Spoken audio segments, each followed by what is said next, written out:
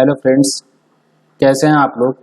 आज हम लोग स्टैटिक जीके में कुछ क्वेश्चंस आते हैं जो कि वेरी इंपॉर्टेंट्स हैं और हर एग्जामिनेशन में, चाहे एसएससी, जीटी या फिर आपका यूपीसी, सीपीओएसआई या फिर यूपीएसआई, कोई भी वनडे एग्जामिनेशन हो और इवन यदि आप यूपीपीसीएस प्रीलिम्स को भी देने जाते हैं तो इन छोटे छोटे क्वेश्चनों का प्रयोग होता है। और हम लोग जाने अनजाने, मैंने भी कई बार गलतियां की हैं जल्दीबाजी में, या मैं कभी पढ़े नहीं रहता हूं। मुझे कॉन्फिडेंस रहता है कि मैं ये चीज़ पढ़ा हूं लेकिन भूल जाता हूं, जिस कारण ये चीज़ें गड़बड़ हो जाती हैं। अब तो आज हम काफ़ी कुछ चीज़ें स्टैटिक जीके के तौर पर देखेंगे। ये मेरा जो है, मैंने काफ़ी कुछ चीज़ें ढूंढ करके इसमें समावेशन किया हुआ है, तो आशा करूंगा कि आप लोग इसको कायदे से देखें और सारे डेटा को एक कॉपी और पेन में लेकर के उतार लें। और इसका आप या तो आप अपनी जहाँ पढ़ाई करते हैं वहाँ पर चिपका लें और इसको पढ़ ले, या तो एक बार खोल करके देख लें। पढ़ ले तो कोई भी खोल करके नहीं देखेगा क्योंकि इतना सिलेबस बड़ा है कि कहाँ तक बेचारा देखेगा, लेकिन आप कोशिश करिए कि इस चीज़ को बार बार प्रयोग करिए जिससे कि याद किया जा सके। मेरा उद्देश्य ये है। तो चलिए हम लोग इसको शुरू करते हैं। देखिए, स्थानीय पवनों के ऊपर क्वेश्चन आते हैं कि स्थानीय पवनें कौन कौन से किस देशों में चलती हैं, उसके बारे में आप बताइए। तो ये स्थानीय पवनों वाला लाइन है जो ऊपर दिखाई दे रहा है, और ये संबंधित स्थल है कहाँ पर स्थानीय पवनें आती हैं। ठीक है, वही चीज़ यहाँ पर भी दी गई। जैसे कि फॉन नाम का जो स्थानीय पवन है ये आल्प्स पर्वत पर चलता है। आल्प्स पर्वत में भी हो सकता है, ये इटली में शायद आल्प्स पर्वत है। अभी इसको पर्वतों वाले जब चैप्टर में आएगा तो देखेंगे। आप इसको बेसिकली ये सिर्फ याद कर लीजिए कि फॉन नाम का जो स्थानीय पवन है वो आल्प्स पर्वत पर चलता है। चिनूक अपना एक हेलीकॉप्टर आपने सुना होगा, अमेरिका से भारत ने खरीदा हुआ है। ठीक है, जो कि यहाँ से लिफ्ट करता है और काफ़ी कुछ चीज़ें जो है अपाचे और चिनूक, अपाचे अटैक हेलीकॉप्टर और चिनूक जो है लोडेड हेलीकॉप्टर्स है, जिसको लोड करके काफ़ी कुछ चीज़ें हम यहाँ से लाद करके लेके जा सकते हैं। तो चिनूक हवा जो है ये उत्तरी अमेरिका में चलती है। तो इससे आप याद कर लीजिए कि अमेरिका से लिया गया और अमेरिका कहाँ पर, उत्तरी अमेरिका महाद्वीप में है। ठीक है, तो चिनूक कहाँ पर बहता है, उत्तरी अमेरिका महाद्वीप में से संबंधित स्थानीय पवन है। मिस्ट्रल फ्रांस की स्थानीय पवन है। मिस्ट्रल जो है ये फ्रांस की स्थानीय पवन है। तो मिस्ट्रल फ्रांस की स्थानीय पवन है। सिरक्को देखो, मोरक्को, सिरक्को, ये सब जान लीजिए। जब आता है तो मोरक्को देखिए आपका वो अल्जीरिया, ट्यूनीसिया सब ऊपर ही है, तो वहीं सहारा मरुस्थल के किनारे सिरक्को है, वहां पर जो है ये सिरक्को बहता है। ठीक है, तो मोरक्को से आपको सिरक्को याद हो जाएगा, और सिरक्को जो है सहारा मरुस्थल में बहता है। आप सबको पता ही होगा कि सहारा मरुस्थल कहाँ पर है, ये दक्षिण अफ्रीका में अवस्थित है, मतलब अफ्रीका महाद्वीप में अवस्थित है। दक्षिण अफ्रीका में नहीं, ये उत्तर अफ्रीका में अवस्थित है। सॉरी, मुझे बोलने में दिक्कत आ रहा है। दक्षिणी अमेरिका में कालाहारी मरुस्थल है, और उत्तरी अमेरिका में अफ्रीका में सहारा मरुस्थल है। कालाहारी मरुस्थल में ये जो शुतुरमुर्ग होते हैं वो पाए जाते हैं। ठीक है, कालाहारी मरुस्थल एक शीतोष्णकटिबंधीय मरुस्थल है, जबकि सहारा मरुस्थल एक उष्णकटिबंधीय मरुस्थल है। ठीक है, इसके बाद फिर देखिए बर्ग कहाँ पर पवन बहता है, तो बर्ग नामक पवन दक्षिण अफ्रीका में बहता है। ठीक है, सिमूम, चिनूक नहीं सिमूम, चिनूक कहाँ का, उत्तरी अमेरिका का, लेकिन सिमूम ईरान का है। ईरान के स्थानीय पवन को सिमूम कहा जाता है।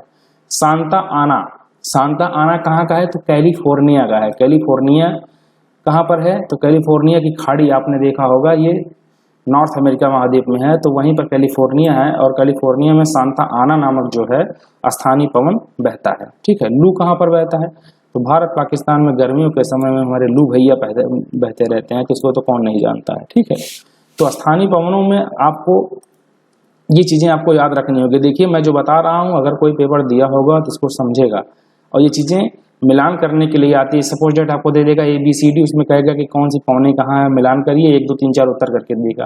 कूट मिलान के लिए, और यूपीपीसीएस में इस बार कूट मिलान के लिए काफ़ी प्रश्न आ रहे हैं, जिस कारण आपको ये सब चीज़ें याद कर लेना चाहिए। मैं फिर से दोहरा दे रहा हूँ, फॉन जो है आल्प्स पर्वत पर बहता है। आल्प्स पर्वत जो मुझे मैं श्योर हूँ, नहीं गलत भी हो सकता हूँ, इटली में आल्प्स पर्वत है।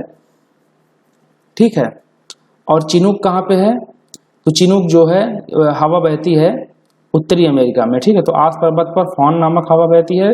चिनूक उत्तरी अमेरिका में बहती है। मिस्ट्रल फ्रांस में बहती है। सिरक्को सहारा मरुस्थल, मोरक्को सिरक्को मतलब सहारा मरुस्थल में बहती है। सहारा मरुस्थल किस प्रकार का मरुस्थल है, तो ये उष्णकटिबंधीय मरुस्थल है, और ये अल्जीरिया, ट्यूनीसिया और मोरक्को और इधर फिर सूडान के चारों तरफ जो होता है सटा हुआ मतलब मरुस्थल पाया जाता है। ठीक है, बर्ग कहाँ पे है? बर्ग दक्षिण अफ्रीका में पाया जाता है। दक्षिण अफ्रीका में किस प्रकार के मरुस्थल पाए जाते हैं? दक्षिण अफ्रीका में कालाहारी मरुस्थल पाए जाते हैं और कालाहारी मरुस्थल एक शीतोष्णकटिबंधीय मरुस्थल है। और वहां पर क्या पाया जाता है? तो वहां पर शुतुरमुर्ग पाए जाते हैं।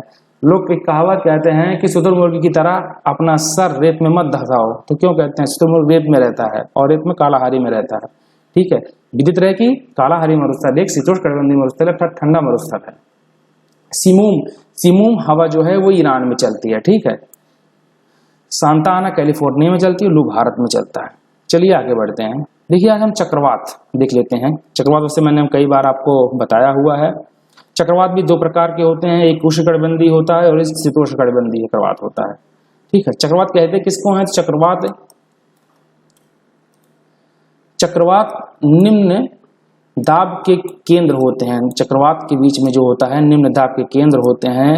इन केंद्र से बाहर की ओर वायुदाब बढ़ता है। जैसे केंद्र है और इधर बाहर की ओर वायुदाब बढ़ेगा। ठीक है, प्रेशर यहाँ पर ज्यादा होगा और अंदर प्रेशर कम होगा। जब प्रेशर कम होगा तो चीजें हवा गोल गोल बहने लगती हैं और एक चक्रवात का रूप ले लेती हैं। ठीक है, चक्रवातों की दिशा उत्तरी गोलार्ध में घड़ी की सुई की दिशा में होती है। उत्तरी गोलार्ध में चक्रवातों की दिशा घड़ी की सुई की दिशा में होती है, अर्थात घड़ी की सुई की दिशा में मतलब होता है वामावर्त। विपरीत वामावर्त तथा दक्षिण गोलार्ध में घड़ी की सुई की दिशा अनुकूल अर्थात दक्षिणावर्त होती है। तो वामावर्त जब कोई चीज बहता है तो घड़ी की सुई की दिशा मानी जाती है और दक्षिणावर्त अगर कोई चीज बहता है तो उसको घड़ी की सुई की विपरीत दिशा में माना जाता है। आप जब वहां पे आप भारत के मानसून में जब आप पढ़ेंगे तो वहाँ कोरियोलिस बल आपको पढ़ाई जाएगा। कोरियोलिस बल के कारण जो होता है ऐसी कंडीशन होती है। ठीक है, वहाँ पर एक नियम किसी ने बताया था, उस नियम का नाम मुझे इस समय मैं रिकॉल नहीं कर पा रहा हूँ, आगे मैं आपको बता दूंगा। तो इस नियम के आधार पर उत्तरी गोलार्ध में हवाएं अपनी घड़ी की सुई की दिशा में अर्थात वामावर्त दिशा में बहती हैं। दक्षिण गोलार्ध में हवाएं जो हैं घड़ी की सुई की विपरीत दिशा में अर्थात दक्षिणावर्त में बहती हैं। चक्रवात बेसिकली एक निम्न वायुदाब का केंद्र होता है। चक्रवातों के बीच में निम्न वायुदाब होता है और चक्रवात से केंद्र से दूर जाते जाते वायुदाब बढ़ने लगता है, जिस कारण चक्रवातों का आकार गोल गोल चक्रीनुमा हो जाता है। चक्रवातों के कारण तटीय क्षेत्रों में या यहाँ पर वर्षा अधिक मात्रा में पाई जाती है। ठीक है, विषुवत रेखा से लेकर के 0 से 5 डिग्री उत्तरी अक्षांश और 5 डिग्री दक्षिण अक्षांश में व्यापारिक पैमाने बहती हैं और यहाँ पर उष्णकटिबंधीय चक्रवात आने की सबसे ज्यादा प्रायिकताएं पाई जाती हैं। ठीक है, हम आगे बढ़ते हैं। पहले इसको मिटा दें।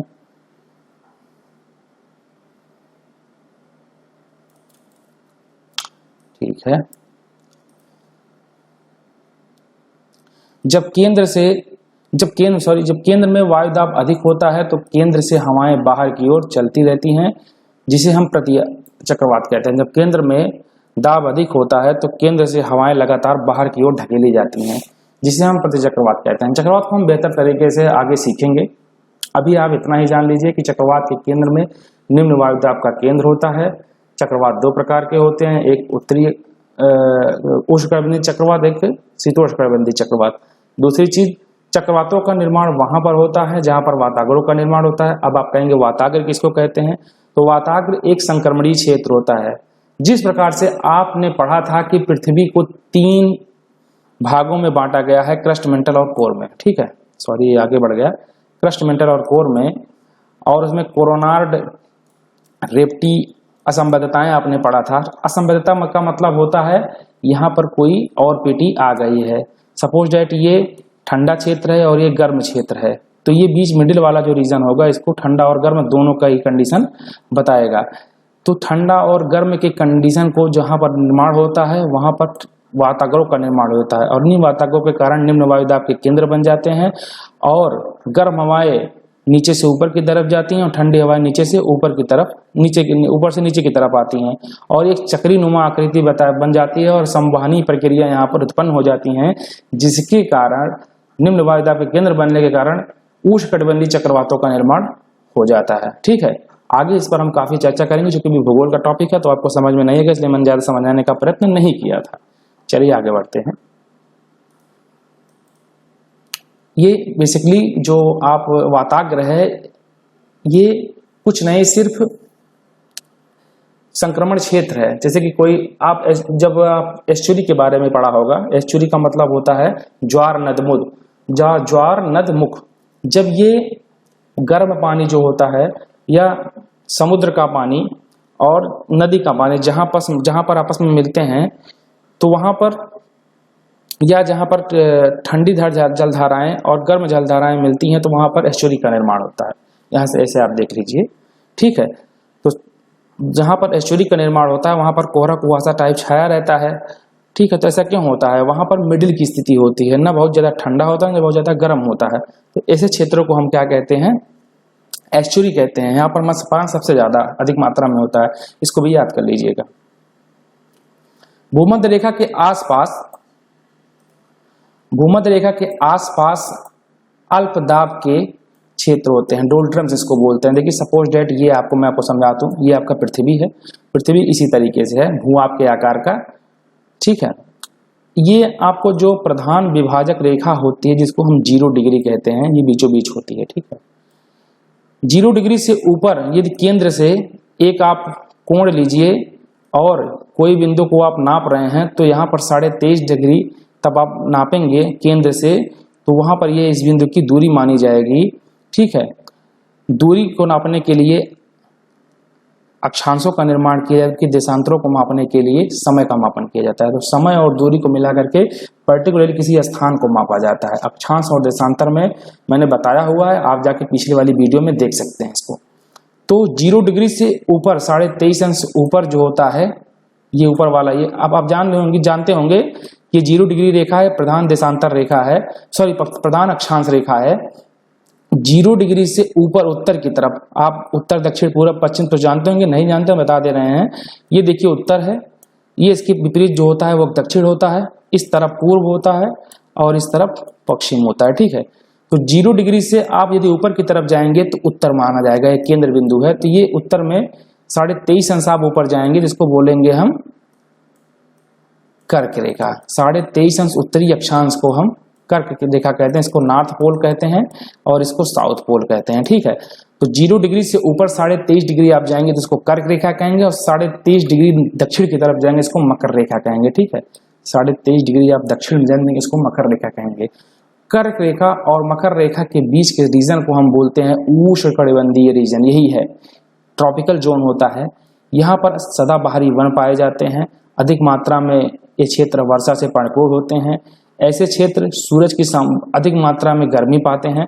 कर्क रेखा भारत के बीचों बीच से होकर गुजरती है और भारत के 8 राज्यों को क्रॉस करती है। कमेंट लाइन में आप बताने का कष्ट करें कि भारत के ऐसे कौन से 8 राज्य हैं जो कर्क रेखा को काटते हैं। साथ ही आप बता दीजिएगा कि उन 8 राज्यों में सबसे नजदीक कर्क रेखा की कौन सी राजधानी किस राज्य की है, ठीक है। तो ये चीजें हैं। उसके बाद आप 23.5 अंश, उसके बाद आप 66.5 अंश ऊपर आएंगे उत्तरी अक्षांश में, तो उपोष्णकटिबंधीय क्षेत्र होगा और 90 डिग्री के बाद आपका ध्रुवीय क्षेत्र आ जाएगा। ठीक इसी प्रकार ये भी उपोष्णकटिबंधीय क्षेत्र हो जाएगा। मतलब उपोष्ण का मतलब होता है मिडिल जोन, न बहुत ज्यादा ठंडा न बहुत ज्यादा गर्म, उष्ण भी है और ठंडा भी है। लेकिन जहां ध्रुवीय क्षेत्र आ जाएगा वहां पर चीजें बहुत ठंडी हो जाएंगी, चीजें जम जाएंगी। आई होप यहां पर आपको क्लियर हो गया होगा कि किसे कहते हैं डोल्ड्रम, ठीक है। मैंने आपको भी बताया था कि जब व्यापारिक पवनें 0 डिग्री के आसपास बहती हैं, फिर से मैं आपको बता दे रहा हूं। सपोज दैट ये हमारा पृथ्वी है, ये है 0 डिग्री, ठीक है। 0 डिग्री के आसपास व्यापारिक पवनें बहती हैं, ठीक है। आपको मैंने कोरियोलिस बल के बारे में बताया था। क्या होता है कोरियोलिस बल, मैं मुंह से बता दे रहा हूं आपको। देखिए हमारी पृथ्वी जो होती है वो 2 प्रकार की गति करती है। एक करती है घूर्णन, ठीक है, और एक करती है परिक्रमण। घूर्णन को बोलते हैं परिभ्रमण, अपने स्थान पर ही भ्रमित हो जाए, भ्रमण करे, भ्रमित नहीं भ्रमण करे, भ्रमित हो जाए। और परिक्रमण, किसी चीज की वो चारों तरफ परिक्रमा करे, घूमे।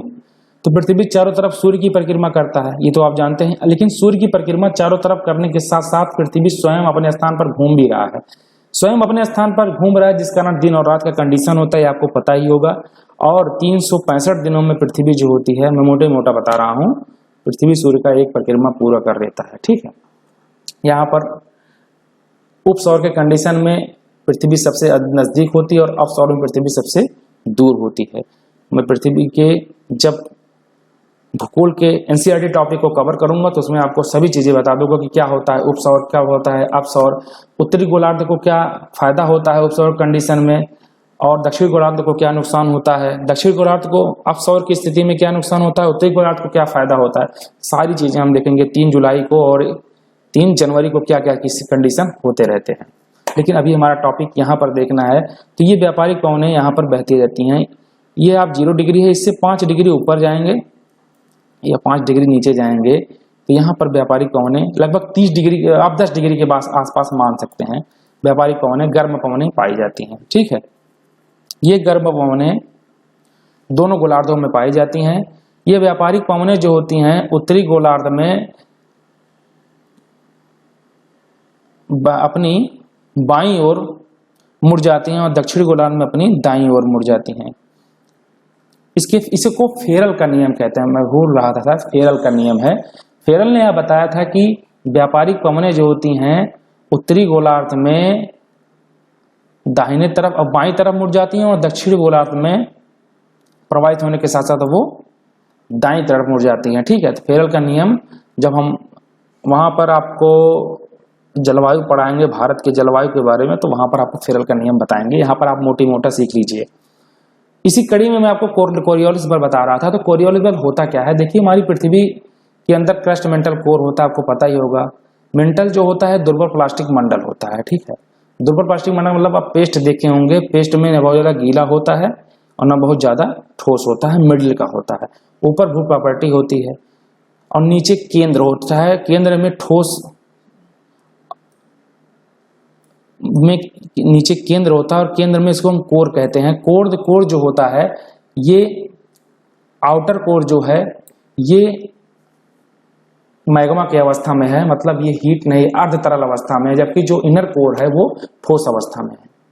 जब ये पृथ्वी अपनी स्थान पर घूर्णन करती है, घूर्णन के साथ साथ अब चूंकि पृथ्वी इतनी भारी है और जब वो घूर्णन करेगी तो इस घूर्णन के कारण पृथ्वी के जो इंटरनल मैटर्स हैं वो अभी आप गति करने लगे, दौड़ने लगे, तो हमारे अंदर से, चूंकि आपने एक नियम पढ़ा होगा कूलाम का नियम कि 2 स्थिर बिंदु आवेशों के बीच लगने वाला आकर्षण और प्रतिकर्षण बल, या आप जब मैक्सवेल के सिद्धांत फिजिक्स में पढ़े होंगे तो उसमें क्या किया था कि उसने इधर चुंबक लगाया उधर चुंबक लगाया और जब चुंबक में करंट नहीं उत्पन्न हुआ, क्योंकि उसका सोच था यदि विद्युत से चुंबकत्व की स्थिति उत्पन्न हो सकती है तो चुंबकत्व से विद्युत की स्थिति क्यों नहीं उत्पन्न हो सकती है। इधर उधर रख करके विद्युत उत्पन्न करने की कोशिश किया, लेकिन विद्युत उत्पन्न जब नहीं हो पाया तो उसने झिझला करके उठा करके चुंबक को फेंक दिया और फेंकने के कारण उसमें विद्युत करंट उत्पन्न हो गया। उसने कहा कि गतिमान आवेशों के कारण जो होता है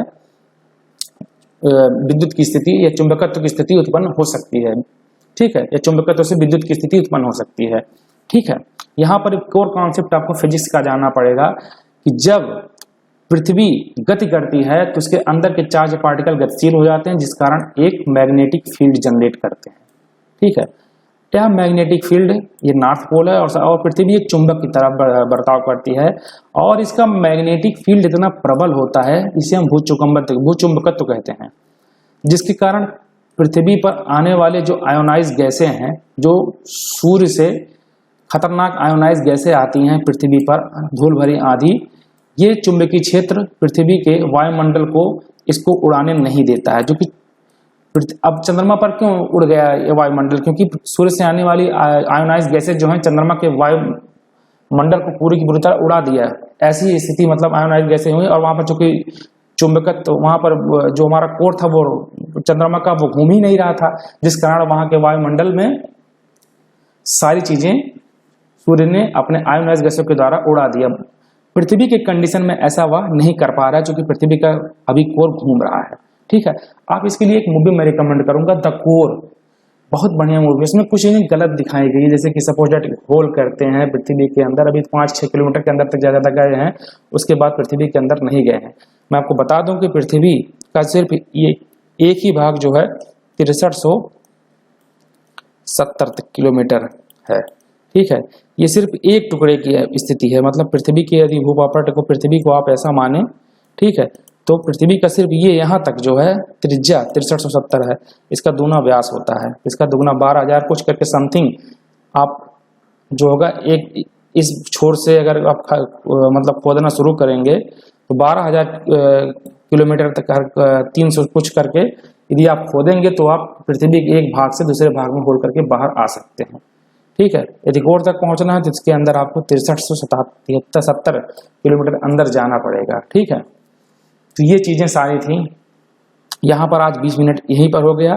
तो कोरियोलिस बल, इसी के कारण जो एक बल उत्पन्न होता है जब पृथ्वी घूमती है, तो घूमने के कारण पृथ्वी भी एक बल जनरेट करती है जिसको हम कोरियोलिस बल कहते हैं, ठीक है। तो यहाँ पर ये चीजें बताई गई है, आई होप क्लियर हो गया होगा। विद्युत चुंबकीय बल उत्पन्न होता है और इसी बल को हम कहीं ना कहीं कोरियोलिस के बल की संज्ञा देते हैं, ठीक है। एक क्वेश्चन आता था कि यदि पृथ्वी घूमना अपने स्थान पर एकाएक घूमना बंद कर दे तो क्या होगा। यदि पृथ्वी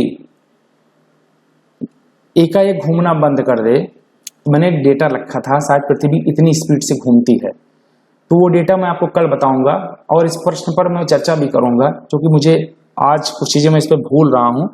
मैंने इस क्वेश्चन का उत्तर लिख करके रखा हुआ है। मैं सोचता हूं कि मैं अपना सब कुछ देने का आपको प्रयत्न करूं, लेकिन दिमाग है जो सारी चीजें अभी तरीके से अभिव्यक्त नहीं हो पा रहा है, लेकिन धीरे धीरे जब मेरा भय खुलता रहेगा तो मैं सारी चीजों आपको पूरा तरीके से बताने का प्रयत्न करूंगा। दूसरी चीज, मुझे बोलने में भी समस्याएं होती हैं, क्योंकि यहाँ पर मैं अवधि क्षेत्रों में रहता हूँ। फैजाबाद मंडल जो है अवध का रीजन है, यहाँ पर खड़ी बोली तो ज़्यादा तरीके से नहीं बोली जाती है, यहाँ पर अवधी भाषा बोली जाती है। इधर अगर आप जौनपुर रीजन में चले जाएंगे तो भोजपुरी भाषा विख्यात हो गई है, और मैं अवधी और भोजपुरी के संक्रमण क्षेत्र में हूँ, तो दोनों भाषाओं का मुझे कहीं ना कहीं समुचित जानकारी है, ठीक है। तो वो चीज़ें मुझे बोलने में समस्याएं होती हैं, हालांकि मैं धीरे धीरे जब सीख लूँगा तो बोलने में कोई दिक्कत नहीं है। तो बस आज के लिए इतना ही। कल मैं आपको काफ़ी कुछ चीज़ें इसमें बताने का प्रयत्न करूंगा। अभी देखिए काफ़ी कुछ चीज़ें हैं, जैसे कि सर्वाधिक लवणता वाले सागर हैं और झील हैं, उसके बारे में आप सेट करिए। आता है क्वेश्चन आपको कि सबसे अधिक लवणता का आरोही क्रम में आप सेट करिए, ये सबसे अधिक लवण कौन है, तो वान झील सबसे अधिक लवणता है, ठीक है। ये सारी चीज़ें हैं। उसके बाद कौन सा सागर सबसे बड़ा है, कौन कौन सी जलधारा बहती है, ठीक है, ये चीज़ें यहाँ पर हैं। उसके बाद जल डमरू मध्य, यहाँ पर काफ़ी कुछ चीज़ें बताया गया है। विश्व के महाद्वीप के बारे में बताया गया है, सागर के बारे में बताया गया, तो काफ़ी हम आगे देखेंगे।